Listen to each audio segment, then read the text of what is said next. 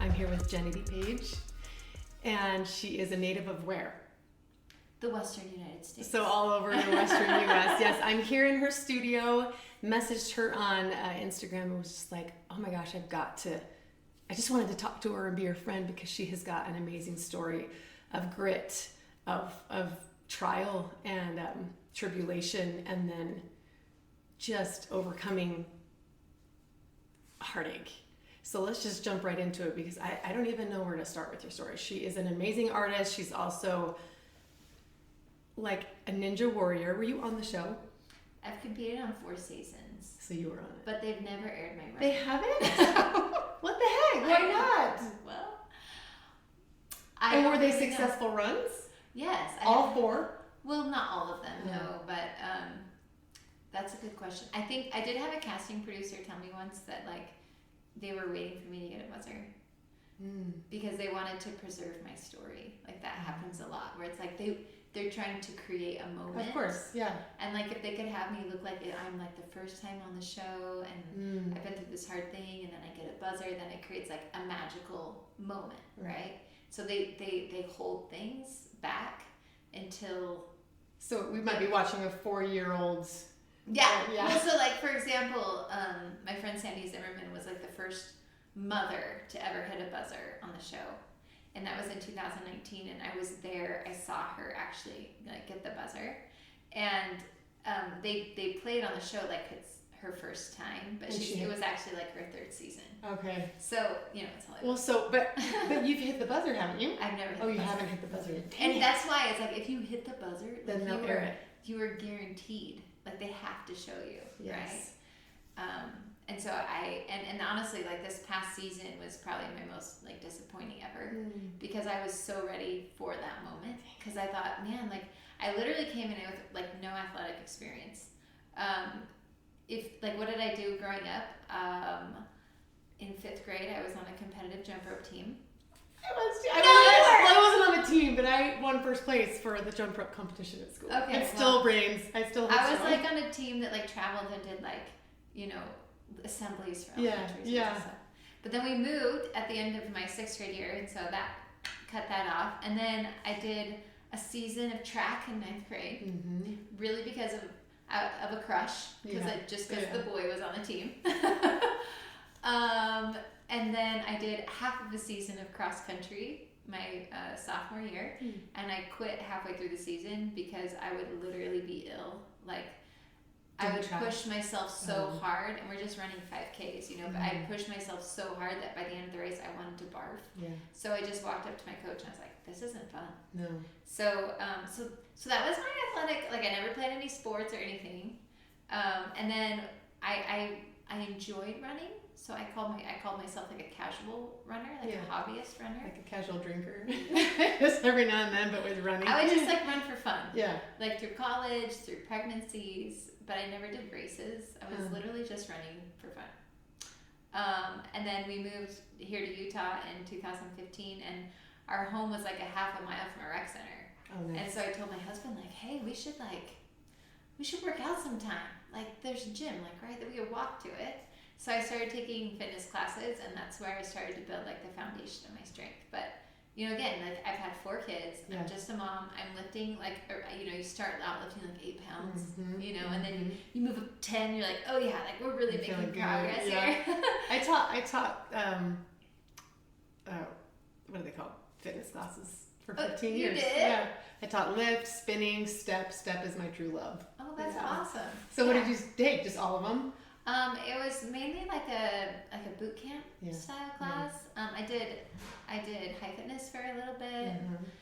But anyways, and then after my I'd say maybe like 2012 I started running competitively. Oh. So I did tons of half marathons here in Utah. But that was it. Like that was my athletic experience. So mostly cardio. Mostly cardio. Yeah. With some weight training. Right. With my boot camp classes. Yes, sprinkled in. Yeah. And then it was in the fall of 2018 that my little brother asked me to go climbing with him at a local gym here, and it was bouldering, so you don't have a rope. You just climb like 13-foot walls, and then if you fall, you just fall on a crash pad. And I had never bouldered before, but I've never even heard of it. Like that was it. I should take you. Totally No, take it's so Is fun. that scary? I mean, I know you're gonna fall, but can you still get hurt? I mean, Well, of course you can get hurt. Yeah. You can get hurt doing anything, but totally. I mean, I've never broken anything. I mean, I have my legs. I always say, look, I'm a fifth grader. You know, like I have bruises, but that's about Skinned it. your knees Yeah. and stuff. Anyways, but when he took me to the climbing gym, I loved it because these routes are called problems. Mm. And they're rated problems. So you have like easy problems, and then you have super hard problems. It's just like a metaphor for life going it is in there. yes. So cool. And so you can choose your problem, and a lot of times the problems, like they say in climbing, you actually, it's funny because they call the sport climbing, but you actually fall like 70% of the time. Yeah. So you try a route and you fall, and you try a route and you fall. Yeah. And then I love it because it's like mentally and physically stimulating, because it's almost like solving a puzzle. Right, you're like strategizing. Figure out which hand goes where, which foot, what placement. Anyways, and I love when you get to the top, like you've fallen so many times. Like this is so perfect for gritty women, right? Yes. You get to the top and you're like, yes, I just solved my problem today. And it doesn't matter that it was an easy one, because it was hard for you at the beginning and you solved it. And then progressively you can move up to harder problems. So my first time in the climbing gym, I was like, yes, I love this. I love the grit, and I love feeling like I accomplished something. And you did not have the same upper body strength then that you do now. Oh no! I mean, because she is ripped. She's got you can't delts. tell No, yeah, we need to be in a tank top. fluffy sleeves. But I have actually like before pictures. I have a before picture. Right, where I'm flexing and just a little, I'm like, oh sweetheart, is there a bicep there? 'Cause just a you little can't guy. really tell. Yeah. Anyways, but the climbing was like you call it my gateway drug, was climbing. And then I was literally like 3 months into my climbing experience. Like after my brother took me that one time, I got a membership in shoes and started taking myself, 3 days a week. Yeah. And I loved it because I didn't have to have a belayer. Like in most climbing, you have to have a partner. Yeah.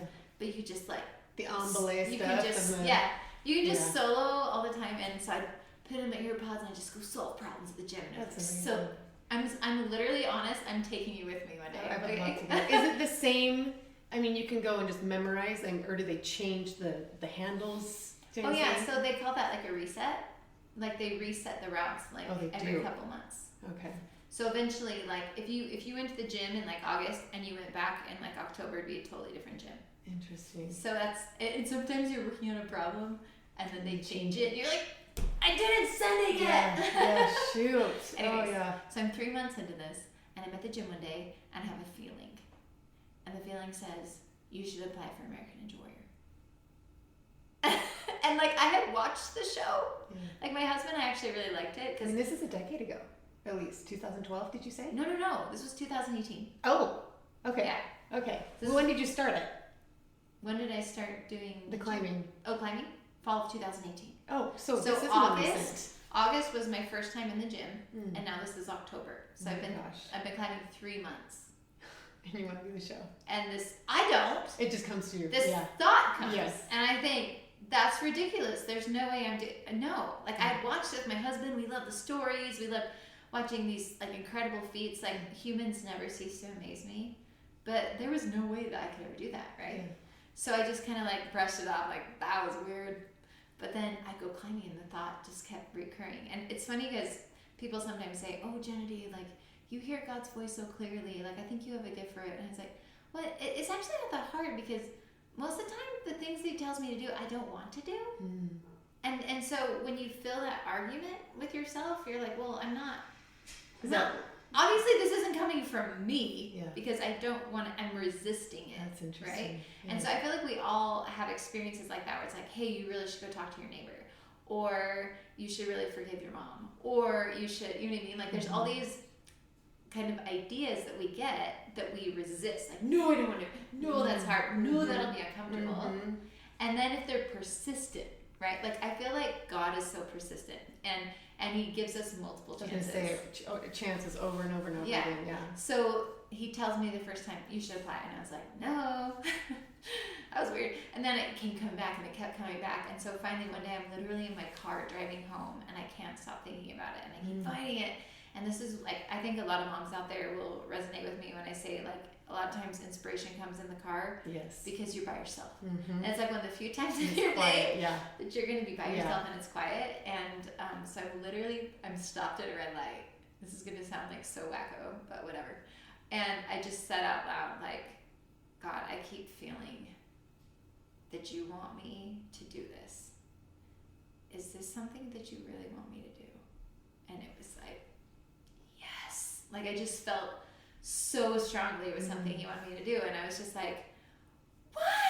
well, and we don't usually think that he would lead or guide us to do something like that. It's usually something spiritual. Right. Like, should I go on a mission, or do I marry this man, or do I do this for school, but like do a Hollywood or like a show that will be shown in front of millions of people? Like, that was inspiration, which is weird. That's weird. Yeah. Like, you're thinking, this is a prayer I never thought I would offer. Seriously. But then and this is a whole other story. I mean, we'll have to go forwards and then backwards. Yeah. But I had spent my youth in a daily devotional practice where I really did train myself to hear God, to hear inspiration, to get answers to my problems, and that pattern, that devotional practice had led me to have a relationship with him, so that when he asked me to do hard things,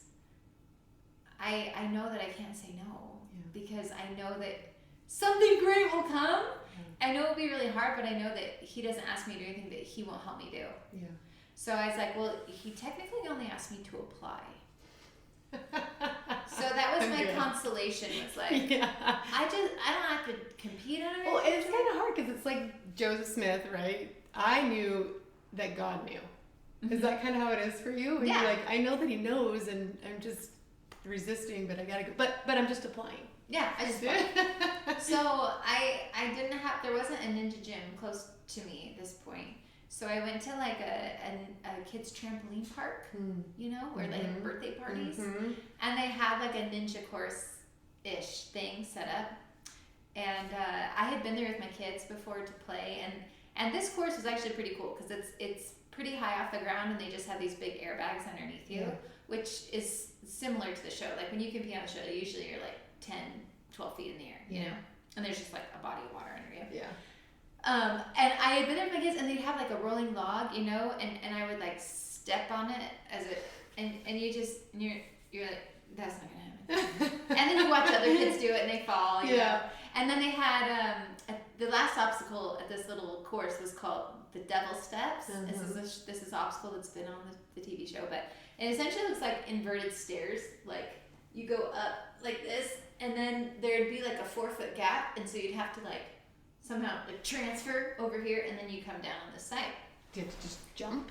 Yeah. Or can you just like move one hand? No, it's too far to reach it. Okay. So I had been there with my kids, and I had literally attempted that before. And I had gotten to the top, which I was proud of myself that I even like made up the stairs. But then like I looked over my shoulder at the gap, and I was like, "There's no way." What? Like how am I gonna get there? Yeah. So I go to film, and I hired this You guy. saying you go to film to send it into a submission video. Okay. Yeah, I have to make a submission video. So I go to do it, and the guy that I hired to make my video was like, okay, we're gonna do the quintuple steps, and we're gonna do the rolling log, and we're gonna do the jumping spider, and we're gonna do the double steps, and we're gonna do it all in one take. Go. And I was thinking, I've never done this before. Oh my gosh. Okay. Why not? Let's go. So I go to the starting line, and all of a sudden, I have another feeling, and this time it's my son, because my son is deceased, right? I feel the spirit of my son, and he says, let's do this, Mom. Oh. And then all of a sudden, like all that fear, all the hesitation, I mean, it's really usually fear and hesitation that stops us from doing anything, right? But it was like that was just lifted, and I just went. And I got to that spot at the top of the double steps that I'd always stopped before, and I just went. And I You made it. And I did it. And I came down and I looked at my husband and I was like, oh my gosh. And it was all in one take. It was all one take. I did it. And I was like, I didn't even know I could do that. And he's like, I didn't know you could do that either. And I was like, maybe I can be a ninja. Like, I don't even know. So that was the submission video. Okay. He's like, this is my easiest job. It was one take. He's probably there for 10 minutes. Yeah, so once I submitted, I told my husband, like, maybe I should take ninja classes somewhere. And you've already submitted, like, you've already applied. I've already applied. Yeah, because you apply in, like, December, and then you hear nothing for, like, 3 months. Like, you just put in your submission, and don't call us, we'll call you. Yes. But I thought, like, man, if I hadn't taken any ninja classes, I mean, I don't think they're going to call me, but they called me to be on the show, and I literally had no experience. I will look like a fool up there. So maybe I should take classes. So I found a gym in Salt Lake, which was about like an hour drive from my house on a Monday night at 5 o'clock. It was the worst to like drive through all this traffic. Yeah. And I go and they're like, oh, are you here to sign up for your kids? And I was like, actually, I'm here to sign up for your classes. And so they put me in like their adult class, which really means like, you know, teenage boys, like college kids. And one of the first skills you have to learn is called a lache. And it's where you're swinging on like a steel bar, and then there's like a 6-foot gap, and you have to throw yourself 6 feet and catch the other bar. And I remember just swinging on that bar, and like I'm 5'7", so there's like 5 inches between my toes and the bar, and I was thinking, wait, what? Like, is it physically possible for me? Like, I'm swinging on this bar, and like somehow I'm gonna like fly 6 feet and catch this. What? Like, it seemed so impossible. Totally. Yeah.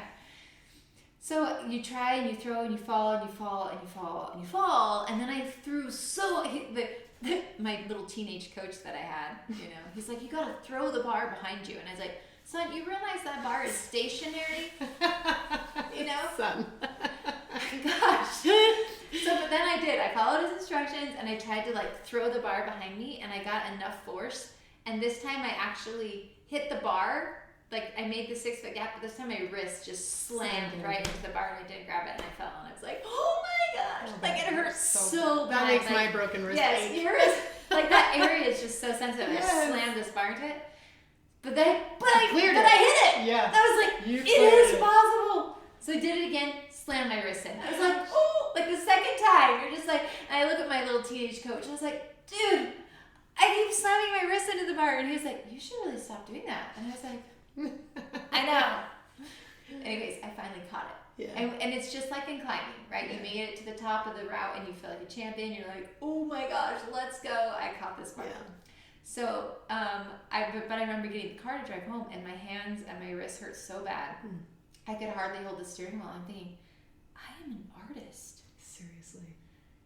Lord, this is dumb. Yeah. Like, I literally said that. Like, this is how I earn a living. Like, I can't be doing this. If this is something you really want me to do, like, I might need more support next week. So I show up the next, and I would be driving to Salt Lake with like fear and trepidation. Like, I'd literally be sweating like down to my rib cage. Were you sore then the next day? Oh yeah, well yeah. But you have a whole week. Yeah. So classes were only like once a week, and like, sorry about that. You're fine. Anyways, I was like so scared to go back, right? Just like the humiliation, totally, the intimidation, and then just the full on, like, I could literally injure myself, right? Yeah. But then each week I kept getting like one more obstacle than I did the week before, and it was so amazing because you realize that I feel like it's so easy for us to set up these barriers of what's possible. Like, no, I can't do that. Like. And those barriers of what I thought was possible just every week just kept getting blown, you know. So did you feel empowered? Well, yeah. Every single week, you're just like, oh my gosh, dominated that, on to the next step. Like solving problems left and right. Right. Like, your possibility just keeps expanding. Yeah. And it's hard and it hurts, and you don't necessarily get the obstacle that you want every week, right? It might take a month. Sometimes. I mean, I literally just this past week, I was at the Ninja Gym, and I did something I've been trying to do for 18 months. So it's kind of like, as you progress, right? Yeah. Like, the amount of time you have to put in to set a different obstacle becomes greater. But did you do it? Yes, you did it. I did it, and I was like so excited about it. Anyways, so I started taking lessons in January, and then in March I get a call from a casting producer that they want me to come on a show. When you had applied, did you give your story also? Well, I mean, Yeah. let's be honest. Yeah. Like that's the really draw. that's how they invite people to be on the show. Yeah. Like it's Which we'll get to. yeah. So I'm sure that's how I got on the show, but then I just looked at my husband and I was like, dude, crap just got real, man. Like It's an exciting phone call. no, I have to go compete. Like I have to do this for real. Yeah. On in a front of TV people, show. National TV. And it's not like you get to practice. Yeah. Like I was gonna say, because when you go to these ninja gyms, then are they similar to the actual course? so I'll say there's like core technique, right? There's like core moves. Like that obstacle I was saying, where you have to learn how to throw your body. You're gonna throw your body down the whole course, Yeah. but in all different various ways, you know. So, and they try to like, I mean, they want to kind of stump the athletes, right? So they bring challenging, technique-y, Yeah. harder little things like every year. So, and yeah, you show up, and first of all, like it's at the Tacoma Dome. When I competed, it was at the Tacoma Dome, and they put you in this ninja holding area, and you're there, and you're hearing people talk about how like, yeah, like I'm in the NFL, or yeah, cool, like I competed for Team USA in gymnastics in this Olympics, and I'm an elite Spartan racer, and you're like, oh my gosh, I'm a mom. And I paint. Like literally, my only qualification for being here is I've been climbing for 6 months. I've ran a 5K. No, I had ran half marathons. I've ran half marathons. Like I'm totally qualified to be here. Like it just feels so out of place, inferior. Yes, Yeah. it was so terrifying, and I literally felt like David and Goliath. Like I felt like I was going in with my little sling, and here's Goliath, and they walk you down the course, and they have someone demonstrate the obstacles, and the demonstrators don't necessarily always complete it, right? Yeah. I literally watched a girl like fly, like she got this obstacle, she flew into the mat and like sprained her ankle, and like they had to call the medics, and then the producer's like, next obstacle, and you're just like, my god. oh my gosh. And you got no practice rounds. No. Wow. It's cold. Like you just get up there and it's go time, and the cameras are on, and it's literally like the scariest thing I've ever chosen to do in my life. Yeah. And my first season, you know, they had the shrinking steps, so you run up these little blocks that get further apart and smaller that are across water. You grab a rope, you swing, and you know, I made it through some crazy obstacles. Like this is just one obstacle. That imagine like 2 giant toilet paper rolls suspended from a rig, okay, like that kind of shape, and they have like handles at the bottom of them. One of on the one on the right, the handle's up here, and the other one's the handle's down here. So you like lachet to that handle, and then they have these little bars so you can do like some little pull-ups to get on top. Then you're literally standing on top, and there's this handle right here, okay? And you have to like jump backwards, and that handle's gonna go underneath the toilet paper roll. Oh my gosh. And then you fly and launch, and you hit a mat. That's the one where I told you the girl like busted her ankle doing it. She's like, no. So you're up there, you've never done this before, and you're just like, I really hope this goes well. Oh my and then it's talk about a leap of faith. Like you literally just jump backwards. Like you have to fly your legs out that way, take the momentum underneath the swing, and then just let go. And I landed on the mat. I was like, oh my god. I bet you're like stunned. Now we can have an appreciation for when you watch the show, while they're like, yeah, every I was time like, they land. I made it. Oh my gosh. And then the fourth obstacle was some they called it broken bridge, but it's like these panels that are suspended by chains, and you have to like run across the panels. Yeah. And I was like halfway through that, and I fell in the water. Oh. So, but there's only like 5 obstacles and the warped wall. So as like a rookie, I was Is like that the wall you climb? It's The what wall? They call it the warped wall. It's like a 14.5-foot wall you run up. Yeah, and and hit then it catch upside that. down. Yeah, okay. So I was literally like one obstacle away from running up the wall, and it was my first season, right? Yeah. And I was thinking, oh my gosh, I did it. Like I did good enough, like as a rookie to make it that far. It was incredible. And they'll share my story, and that's why God asked me to do this, and I can go back to being an artist. Psych. And it's funny because I literally talk about like feelings and thoughts. Like I literally had a thought that was like, Jenedy, you're making a lot of assumptions about why I asked you to do this. And you're kind of like, well, yeah, I am, because I'm trying to figure out why the heck you sent me to compete on American Ninja Warrior. Yeah. So in my mind, I painted this picture of what it was going to look like. I'm going to go, I'm going to share this heart-wrenching story. I'm going to talk about how God put me all back together. Yeah. They're going to put it on national TV. And you're going to inspire millions. I'll inspire millions. Yes. Yes. And I'll go back to my Which studio. she has. And I'll just keep painting, Yeah. you know?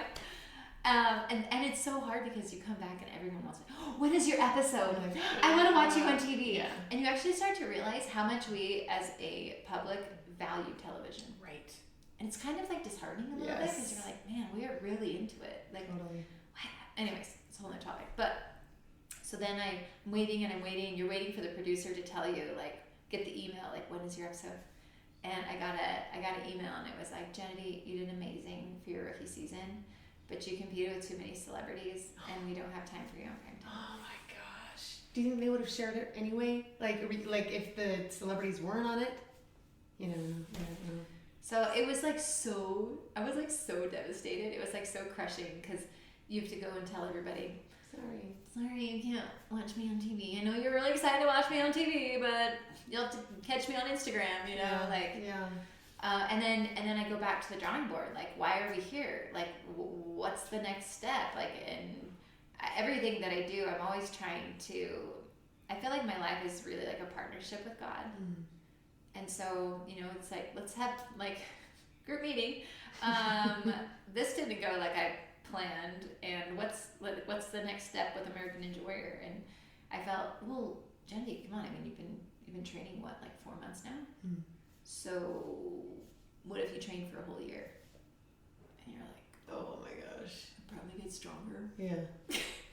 It'd be so hard. Oh my gosh. But I was like, okay.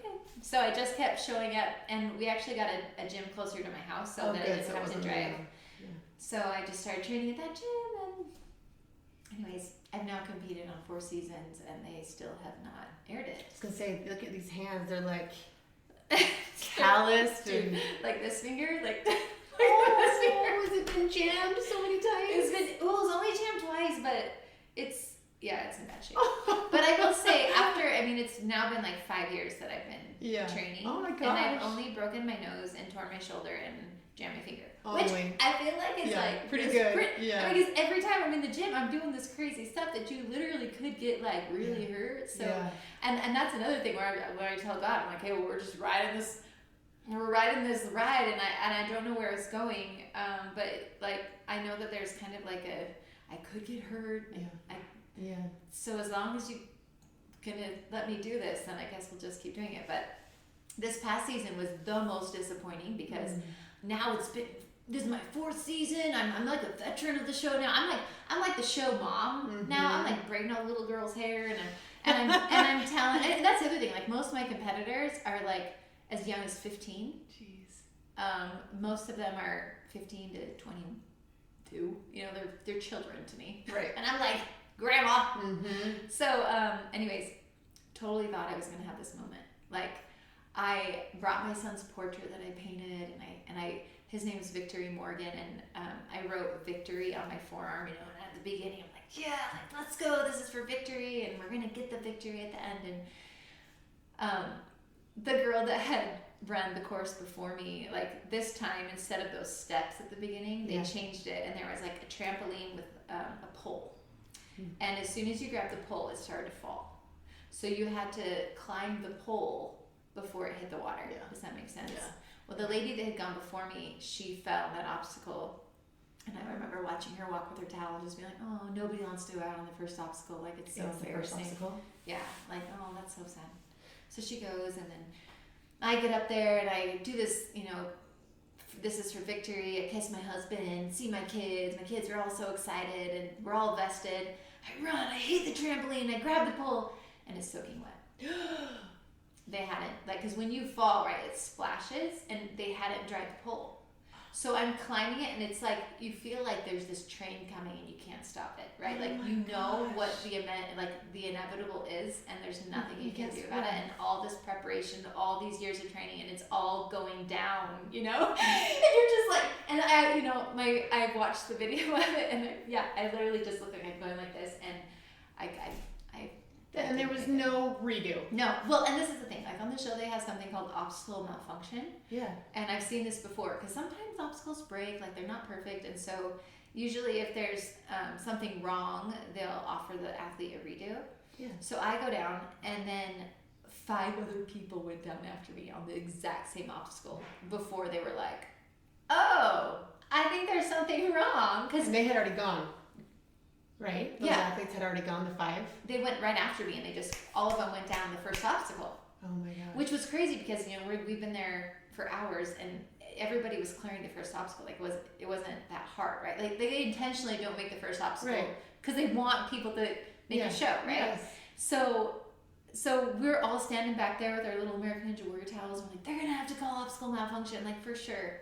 But what happened is they had started filming late. They filmed in the middle of the night. This is 2 a.m. And they were supposed to start at 8. They didn't start till 9, and so they're an hour behind, and they didn't have time to let us go. And so it was just like, sorry, catch you next time. Oh my God. And I just remember, like, you put on this brave face for your kids because your kids are just like, Mom! And I was like, I know. Like, it wasn't fair. And I was like, I know. Like, sometimes life's not fair. Yeah. But I'm not doing this for NBC, and I'm not doing this for personal glory. I'm literally here just because this is something that the Lord put in my path, and I came as physically and spiritually and emotionally prepared for this. And so I just have to be okay with what is. Yeah. It sucks though. Oh, it sucks so bad. So we got back to my hotel room at like 6 a.m. You've been up, 36 hours. I remember like being like, you walk in and you have this bag of wet clothes, from you falling in the water, and you just like drop it. And I remember writing in my journal something like, well, I'm just really disappointed. And then I said a prayer, and my prayer was just like, God, I don't even know what happened tonight, but I'm so sad, and I guess I'll talk to you tomorrow.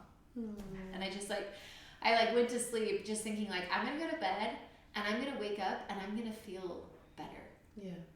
And I slept like 3 hours because I'm an early riser. It's hard for me to go to bed at like 6. So I woke up at 9, and all of a sudden I wake up alone in a hotel room because they don't let you stay with your family. Still COVID reasons. Right. You've got to keep us safe. It's dangerous out there. So I wake up and I just remember it all, like the whole thing, right? We've all had experiences like this where you've been through something really hard and you wake up and it's just like, replay, Yes. replay, Worst. replay. And I was just like, oh, it seems so dumb because it's a TV show, right? But it's just like when you have these that's dreams. 5 years of training Yeah, under your belt. yeah, and it just felt like sacrifices. so unfair. Like Yeah. if I would have fallen because I wasn't prepared or because I wasn't strong enough, like it would have been easier to swallow. But the fact that it was just like taken from me, like I just cried. And I literally just, it was so pathetic. Like a person all alone in a hotel room in the sheets sobbing, right? And then I was like, I'm going to take a shower because then I'm going to feel better. And I remember just standing in the shower and I literally couldn't stop crying. And I was like, why is this so hard for me? But it was like so devastating. Yeah. And then I got home from LA and all that. This was at the back lot of Universal Studios. It was like a big deal. But I get home and, a lot of people, they like quit their jobs or like everything is vested in this TV show. They're like, yeah, like I seriously, like people are, yeah, I had this job, but I quit it and I'm living in my parents' basement so I could train for American Ninja Warrior. And you're like, cool. Yeah. And I was thinking, I'm so glad I didn't put like everything in the ninja basket. I walk into my studio and I just feel like, this is where I belong. Like this is my space. This is my turf. And I just was so disappointed and frustrated and angry. And I kind of said this prayer like, why am I doing this? And then the Lord was like, Jenedy, did you really think this was about a TV show? Oh, you sweet girl. Did you really think I care about NBC? Yeah. And you're like, well, I don't know. I guess. You were the one that asked me to do this incredibly hard thing. And then I felt, Jenedy, look at you. Look at the person that you've become. You are a totally different person now than you were 5 years ago. And Jenedy, I care way more about the development of an individual than I do about reality TV. Totally. And then I was like, okay, I guess you're right. Like, I guess it's been okay. But, so it's funny how, like, I feel like sometimes the Lord puts us on these paths and we can't see why. And we think this is why, you know? But what's so beautiful is that in the process of not only have I physically become like a different individual, and now I coach at the Ninja Gym, and now I'm inspiring like these 12-year-old girls to do this hard stuff, and that's awesome. But also it's now like found its way into my art, and I'm painting some of the athletes that I've met on the show and sharing their stories. And so it's going in actually a really beautiful path, and I'm excited to where it's going, and none of that would have been possible if I hadn't done this ninja thing.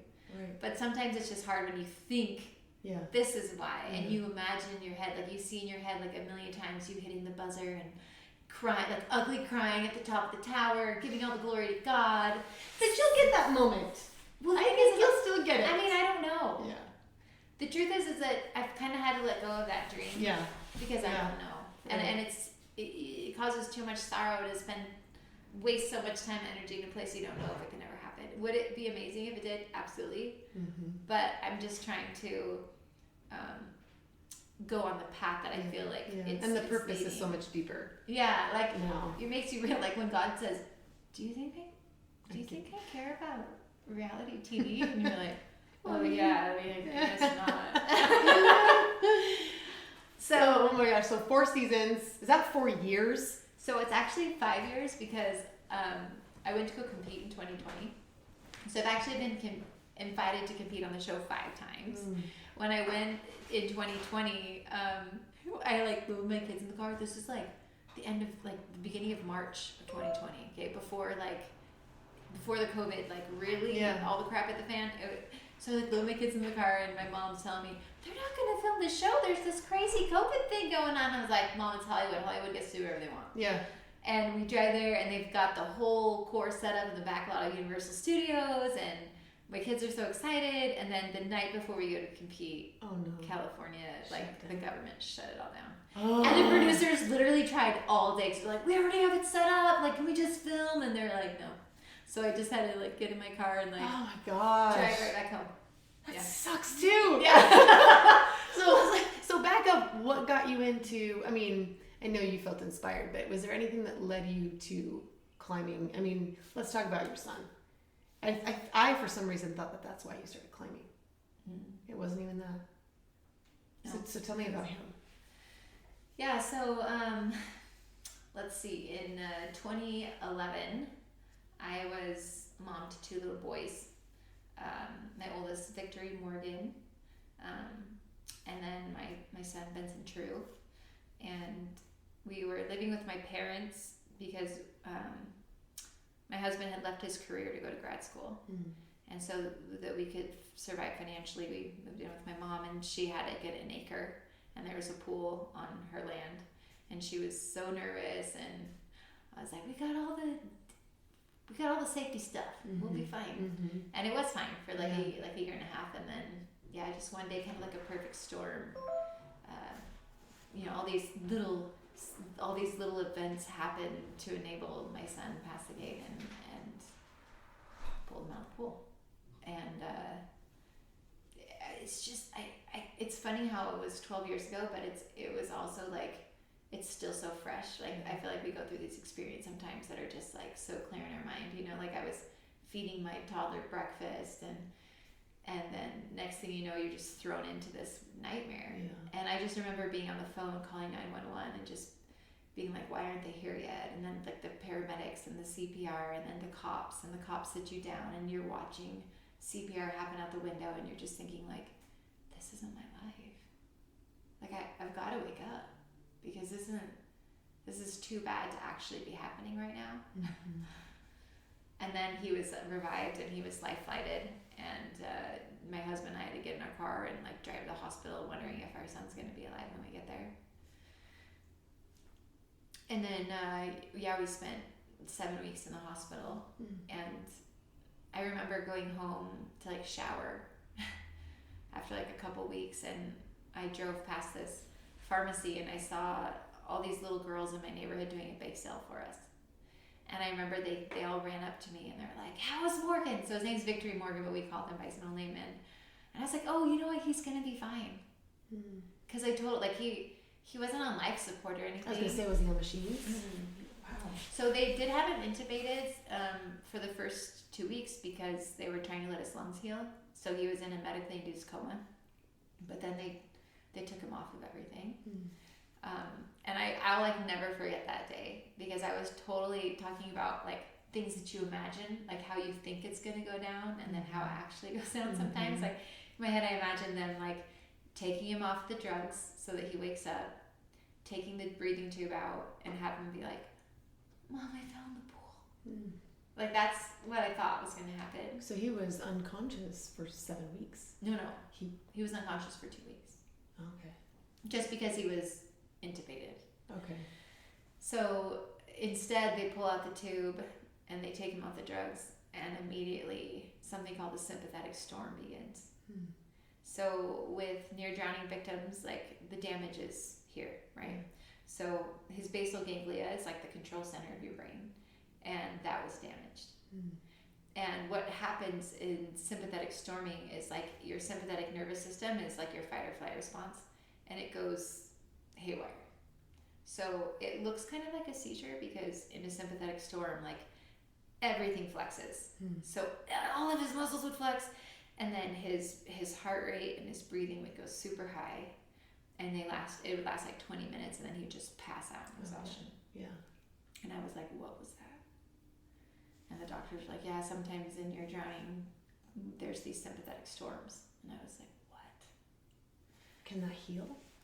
Sometimes it can. Yeah, sometimes they say, oh, it's like his brain is like his nervous system is trying to reset. And so I just hoped that there would be light after the storm. And I talked about earlier that I did this daily devotional practice that led me in, and that's really what I held to while my son was in the hospital. I had my journal, I had my scriptures, and I would write, and I would pray, and I would read.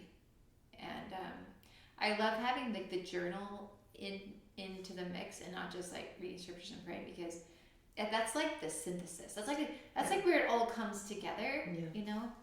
How old was he? He was 3. And so yeah, I just like I read every scripture story where Christ performed miracles. Yeah. I brought all my faith to the table, and I knew exactly what God was capable of. And so I just waited, and I would wait as long as it needed to happen for a miracle. For your miracle, yeah. And instead, his storms grew to be 48 hours. Oh my gosh. And it literally, like, his body just couldn't handle that. Yeah. And so he passed away, and I just remember being like, I talk about being severely disappointed, right, when I was this past season American Ninja Warrior, but it was like next level, right? It felt like I'd been in this relationship with somebody for, 25 years, and he broke that trust, and it just hurt so bad, like on so many levels. Like not only did I hurt because my son wasn't there, and like when your kid's in the hospital, like the thought of going home without him, like I didn't even want to go home and shower because that would mean he would not be with me and I would be going home. And I just remember being like, that can't happen. Like there's no way I'm coming back unless he's with me. And so when you have to like face that reality, it's like, that's terrible. But then also like the spiritual relationship and the spiritual disappointment of like knowing that God can do all things, like knowing it. And he didn't do it. Right? And then he didn't do it.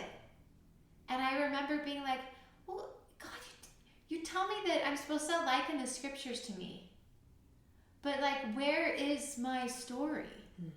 Where is the woman that has all the faith in the world and she brings you her son and you say sorry not today? Like, and then when I asked that question, God said, Jenedy, what about my son?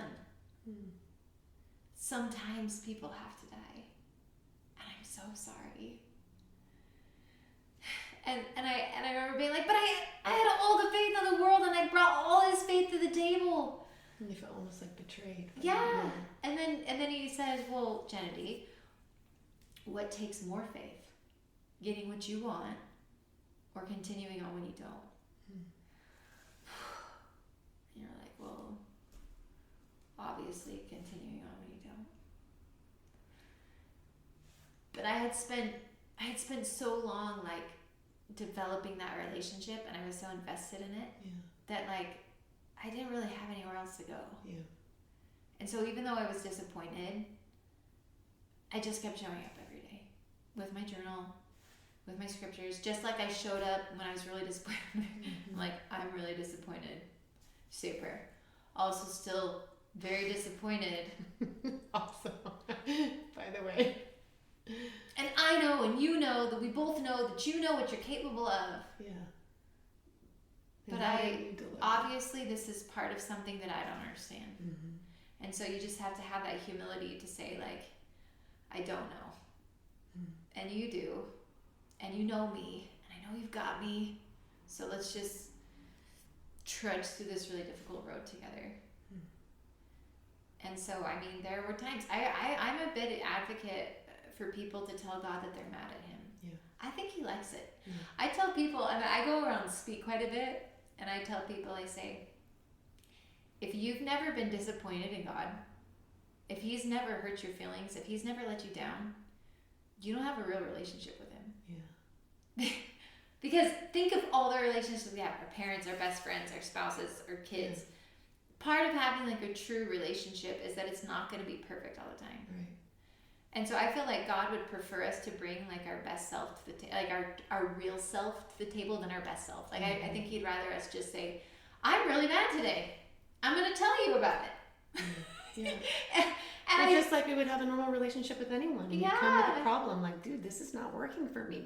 Yeah. And honestly, that's how my relationship with God even got started, because, you know, when I was 10, my mom told me that I could have a relationship with him.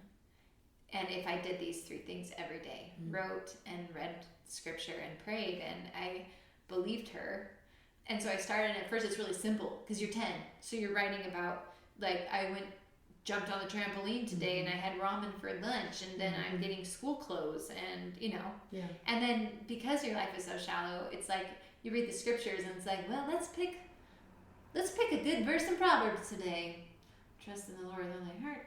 Good. And then you say a prayer, and it's like, check. I had such a great day today. Let's make tomorrow great too. Yes. You know? Yes. It's very superficial because you haven't experienced pain yet. Right. You know? So for me, like, it's like, but the pattern, right? So even if you're writing trite things and you're saying trite prayers and you're reading trite scriptures, it's fantastic. You're creating fantastic. Because eventually, I tell people, if you have not had a major problem yet, you will eventually. Seriously. Stick around. Right. And so then I think I was like 14 when like my first real problem came. And I had this friend that was like my best friend. And then she like ghosted me. And she wouldn't talk to me, and I didn't know why, and it like hurt. And so all of a sudden, like, I'm writing about, I have a problem, and this girl, like, and it hurts. And then like when you read the scriptures, it's, was Christ ever hurt by his friends? Mm-hmm. And then when you pray, you're like, well, what do I do? How do I mend this relationship? And you're seeking for answers. And so this pattern took some of my faith that was at once, you know, just kind of like very surface level. Yeah. And it like, you know, it becomes very applicable to your life. Right. And then all of a sudden I started finding answers to my problems. And it became like a record, like a personal record that God knew me, because I had like the written evidence in my journal, you know? And so it was like, when you're doing that every day, like, you really do create like a relationship. Wow. And I recommend it to everyone, because I feel like you go to church and you learn, like, you should read the scriptures, you should pray, you know? But I feel like until you learn how to like really internalize it and make it personal, and the writing, because that's where you figure out what you need to pray about. Well, and really the scriptures are journal entries. That's right. Like, I know, like, why are we not talking about journaling more? Because like, we wouldn't even have the Bible if nobody wrote it down. And Wilford Woodruff wrote in his journal every day, and that's why we know half the things we know about the prophet Joseph Smith. Like, And I only started recently journaling again with what I'm dealing with because I want to be able to look back and remember and see how far I've come. Yeah. Is that what's kind of helped you? Like you can look back at. Oh my gosh. Yes. I tell people all the time, you can time travel. Mm-hmm. I'll show you. I love actual experiences, so. That's so cool. Yeah, I have this little time travel shelf over here in my studio. There it is. That's one of them. One of many, probably. Many of you probably have the same I journal. do. I totally This do. is like the 1995 Desert Book Edition. Yes. Okay. So, like, how cool is this? Like, I told my son. Like, but it's so sacred. Your kids will have this forever. You know what I mean? It'll just be passed down. It'll be Jenedy over your Whatever. again. Da-na-na-na-na-na. Like, I can't find it because I'm not quite sure it is right now. But my son just had like his first dance in 6th grade. Like, they did a Valentine dance, and I told him, I was like, dude, you know what? You could go to my journal. You can read the exact same. my actual experience in 6th grade at my first actual 6th grade dance. How cool is that? So do you write every day? So that's another thing I will say. I was not super consistent. Like, look, here's like 2 weeks, 2 weeks, 2 weeks. But still consistent for years. Maybe not every day, but That's right. Yeah. And I tell people that because I feel like sometimes there's this like self-doubt that's like, oh, well, you were going to be consistent and you missed a day. Yeah. And now you've missed 2 weeks. So Then they just give up it looks altogether. like your journal time is over. Mm-hmm. You know? Like, why do we think like that? Yeah. I think it's because the adversary is trying to keep us from doing good things, right? So he puts all these excuses in our mind. But really, yeah, consistency is just showing up again. If it's been a minute, you show up again, and you show up again, and you show up again. Over. This is the long game. Yeah. You know, this is a marathon here. So anyway, so I love that you can go back. These are my most sacred journals, and they're my ugliest ones. This is the Tucson Medical Center free notepads that they give you. Oh, they were. Oh, I was gonna say it doesn't look like a normal. So I have Morgan's Victory Part 1 and Part 2. Oh my gosh! So that's 7 weeks worth. Mm-hmm. So was he ever cognitive? He never was. And I think, I mean, I don't know. I think I'm going to get to the other side and realize that he was part here and part there most of the time. Oh, for sure. But Did he pass away during one of those storms? well, actually what happened is his body just broke. Oh. So everything just stopped working. So I mean, yeah, it was after like the 48-hour storm that Did it make you think of like the atonement? You know, like Christ in Gethsemane. You know, like the bleeding from every pore and feeling everything that we felt like his literal body could not handle it and gave out. just about every day. Especially because there's like a lot of nights like my husband would go home to be with our toddler, or he was in grad school. Oh my gosh, my husband, he had homework to do. Yeah. It was crazy. Was Victory your first? Yeah. And so there were many nights that it was literally just me and him. And the storms come and go kind of like contractions. You know, like he'd have one for 20 minutes, then he'd pass out for a couple hours, and then you'd watch him start to wake up, and then he'd go right into a storm. And as his mom, like, all I could do was just like stand there and hold his hand and pray. And oh my gosh, I thought about Gethsemane, I thought about the atonement of Jesus Christ, like all the time. Yeah, this is one of my most favorite pages. So here's this little portrait. This was 3 days before he passed away. My little angel boy. You know, and it's like I still was hoping, even when I drew this, like this wasn't going to be his last portrait. Yeah, you know that. But I do remember when I drew it, thinking he looked like an angel. Because. And he looks like he's just resting so peacefully. Was that after a storm? Yeah. Oh. So how cool is it though that when you keep a journal, when you have a record, that you can go back and you can read how you felt. And what's so crazy is that like we change so much that I feel like when I go back and I read my old journals, it's like a different me. Mm-hmm. I actually do want to write a book one day where it's like a memoir, where it's a collaborative effort with the various versions of myself. Yeah. But honestly, more than anything, I feel like the record, yeah, you can time travel, which is really cool, but it just shows God's hand in your life, like over and over and over. Like, and I think about in the scriptures, like one of the most important words is remember. Mm-hmm. And it's because we forget. We think that we're going to remember. We don't. Yeah. But if you have a record, then you can't forget. Yeah. And because it's a living thing. Like I have this edition over there on the counter, just like writing it in this morning, you know. So it like keeps your testimony, it keeps your faith in Christ like so present. Have you felt his little spirit or big spirit since Yeah, he passed? Yeah, he is big. He's informed me of that. Yes, I feel him. In fact, let me get this. I like show and tell. This is all her art back here. I guess this is good that your podcast is a video. Yes, if you're listening, we're grabbing some artwork here. Okay. So this painting is called Close But Separate. This is you. This is me. Mm-hmm. And this is my little son rising up through the veil. Oh my gosh. And I painted it because I actually had a friend from high school who lost her son in 2015, so just a couple of years after me. And there's this longing in your heart as a mother, you know, that you feel like you reach for him all the time. Mm. And the truth is, I do know that we live after we die, because I have had many encounters with my son. Really? Yes. But we're separate. Yeah. Like I haven't seen him. I felt him. I haven't seen him. And so it's hard because you know that he's like right there. So close, but you're separate. And then I used this watch as a shackle because I realized it's just time. Like we're only separated by time. Yeah. Oh. In fact, the time on the clock is 11:12, the day that he passed away.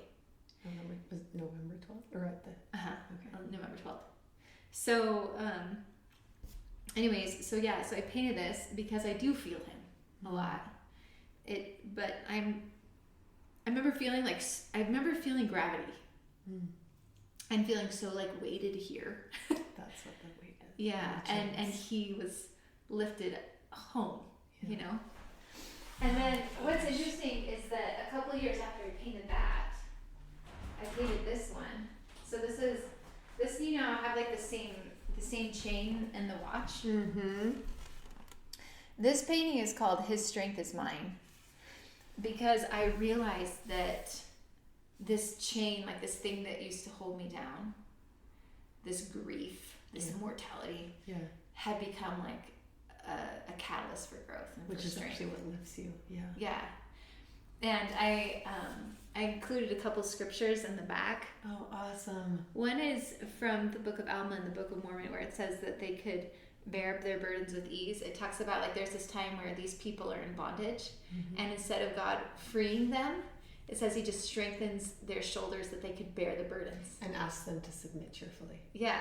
And so like I felt that, you know, up to this point I had trials that had come into my life and then they left, right? Like you have a struggle, you pray, and then eventually resolves. And then I was realizing that I was now being handed a trial that was never going to resolve in this life. Right.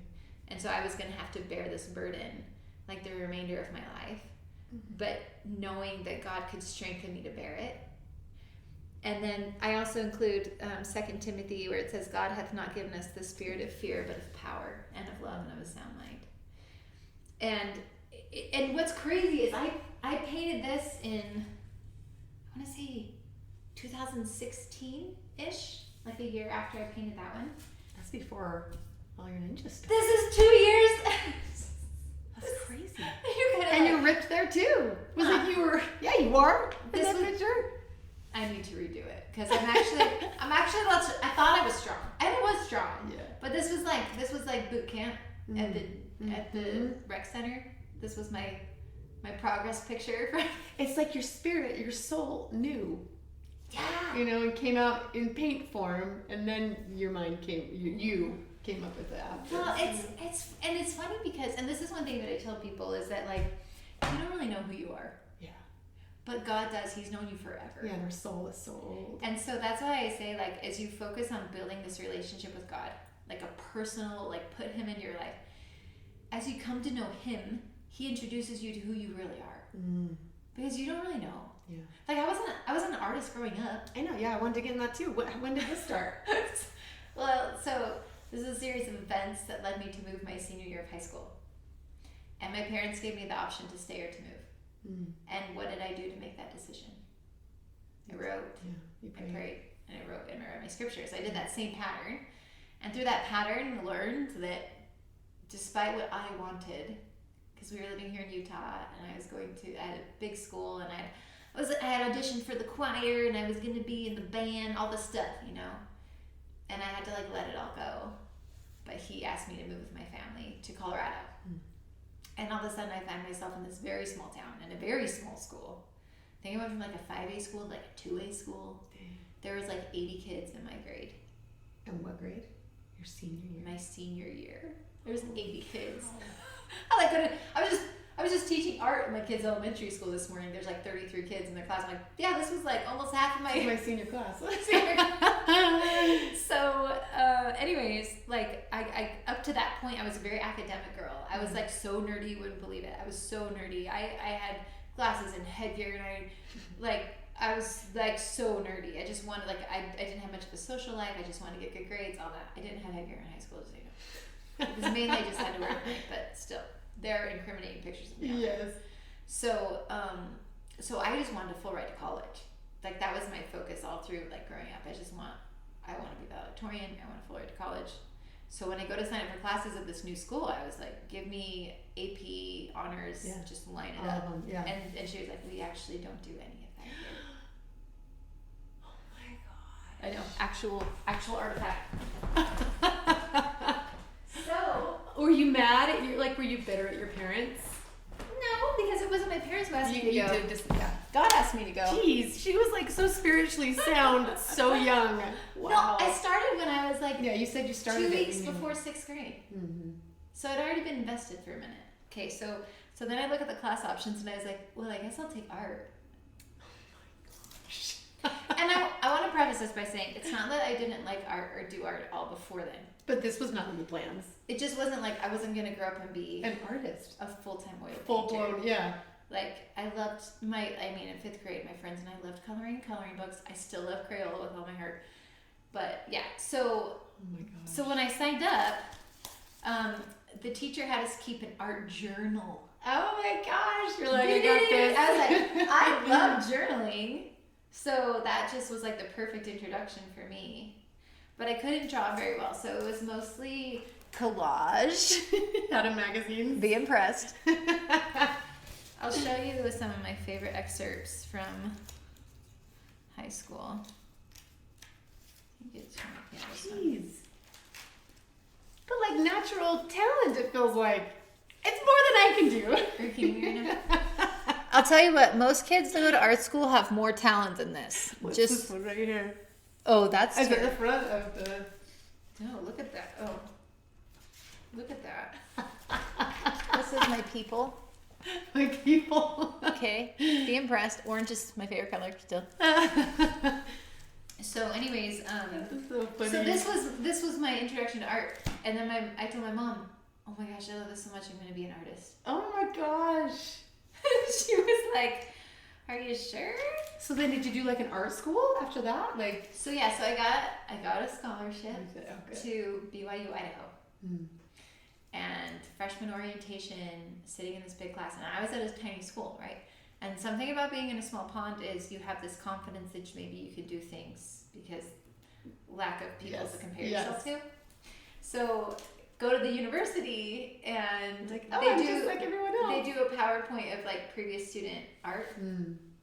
And you were and I'm thinking of this. I mean, you still had a scholarship. You had to have had talent. And they saw I did have an art scholarship. Oh, it wasn't art. I had. Are you kidding me? Well, It's so much better than I could do. I was academic great, scholarship. yeah.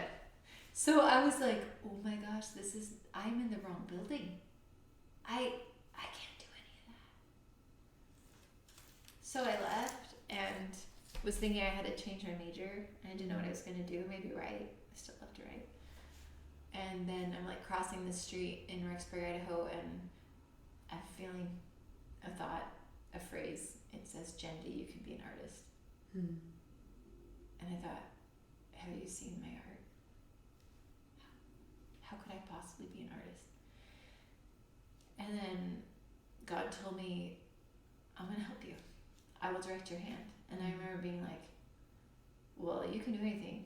So if this is gonna be a partnership thing, like if this is gonna be a collab, then like, let's go. Collab on collab. Yeah. So I did have this stunning realization of how much time I needed to make up for, because most people start when they're 5 and they're like, I'm gonna be an artist. Yeah. And so I go to school at 4 because that's when the building opened, and I would be there all by myself in this classroom, and because the janitors were cleaning it, so I was open, and I would just say a prayer like, okay, you told me I can do this. We both know what I'm capable of, so we're gonna need you to show up today if anything good's gonna happen, but I'm like here to put in the work. Jeez. And so like over the period of 4 years, just so many precious. I still like to paint at 4 a.m. It's my favorite time, because I just feel like there's such a feels like heaven is like so close, and there's not a lot of distraction. It's still dark and quiet. So that's how I became an artist. So it was like everything in my life, from like fitness to art, I felt introduced to it by the Lord, you know.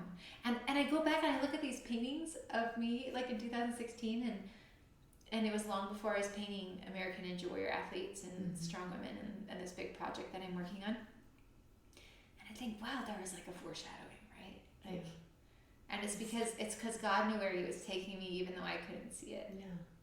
It was like manifesting in your art, which is crazy. I know, and I wanted to look strong in this painting because the idea is His strength is mine, meaning like He will strengthen you to carry the burdens that He places on your shoulders, and His strength is way bigger than mine. And so just to feel that power of like God is there, and He's there for all of us. It was just like the coolest thing. Like we are His children, and He's there for us, like in all the things that we're going through, to support us. And what we need to do is learn to tap into that strength. And it's not easy. Like I think I used to think that like I'm a child of God. I am naturally spiritual. Right. Yeah. No, you like have to like it. There's a thing. It's on my page. It's spiritual grit is a thing. Yeah.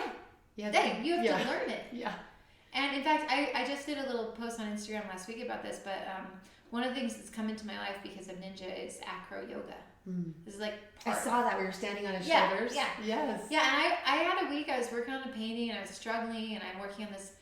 A project that's much bigger than me and feeling overwhelmed, and I felt like I was ricocheting the whole week between like fear and faith. Yeah.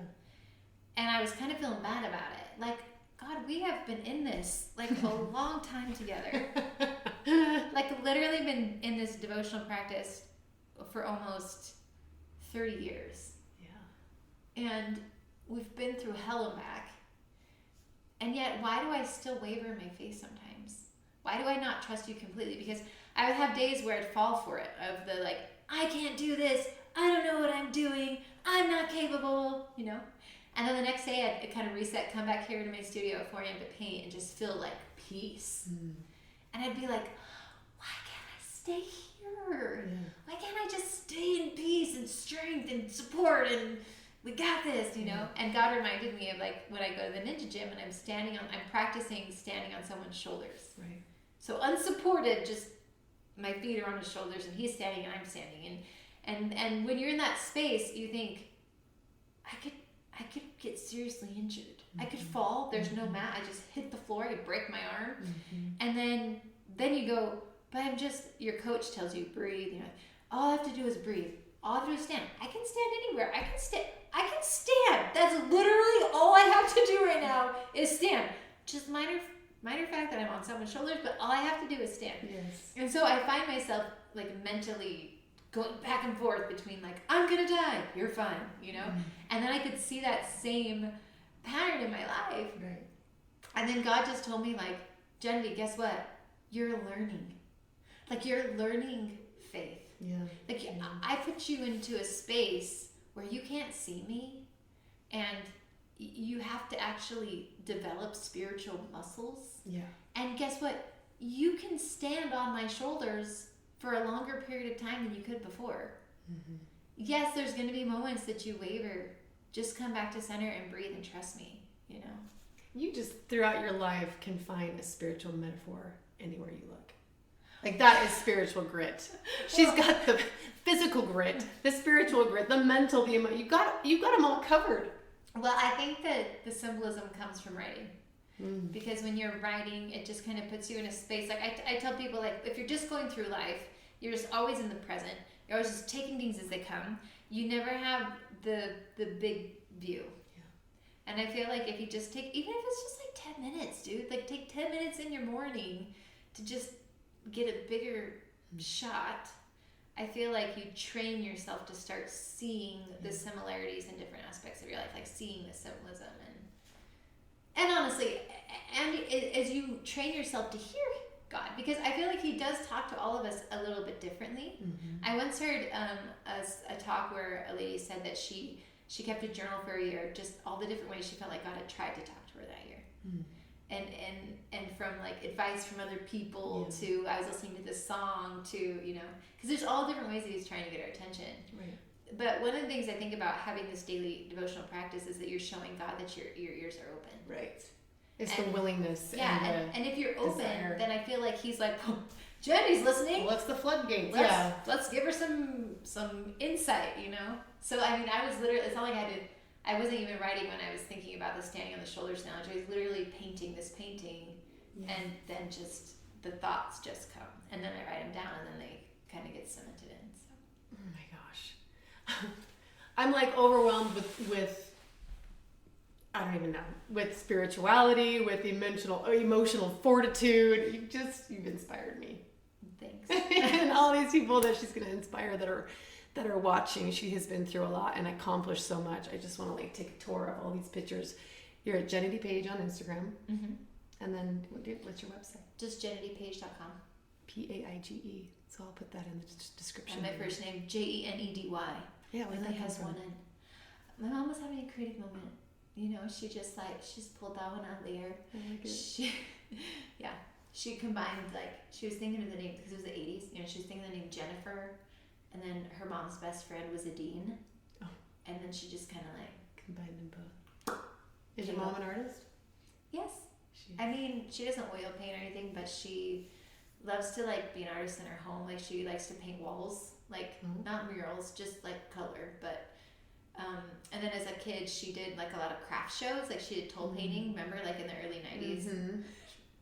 For those of you that have been around since the early 90s, she would do craft shows and she'd like make ornaments and stuff. And so she'd do like acrylic little stuff. But oh my gosh. Well, I got to talk to her before too, and it's no wonder you're so powerful. I know. She just got like a pretty, She's the one that introduced me. Right? To the prayer journal structure? Yeah, I was going to say that your mom was a huge influence in your life. Thank you for doing this with me. Oh my gosh. I'm feeling like inspired to go conquer the world after talking to her. Let's go! And to go take some ninja classes. Yeah, and actually, as a little plug, I am working on a project that's going to be called the Strong Woman Experience. I love this. It won't be until fall of 25, so just... It wants to be there. It's going to be a minute. I am going to have a booth at FitCon this April. Awesome. I think I'm the only artist to have ever, I should look it up, but I'm pretty sure I'm the only artist that's ever had a booth at FitCon where I'll have like some of my prints of Strong Women, but also it will mainly just be like a sign up to get your email to get information. Yeah. So when tickets are available, you can come to the event. But it will essentially be a conference where we discuss what it is to be a strong woman, mentally, Yes. spiritually, physically. I mean, this is the epitome of gritty girls and gritty mamas. Yeah. Just two different ideas. And I've painted all these incredibly strong women, and they're going to come and share their personal stories. But I don't want it to just be a conference where we all sit with our notepads. So that's why I'm calling it an experience, because I'm going to host it most likely at the world's largest ninja gym.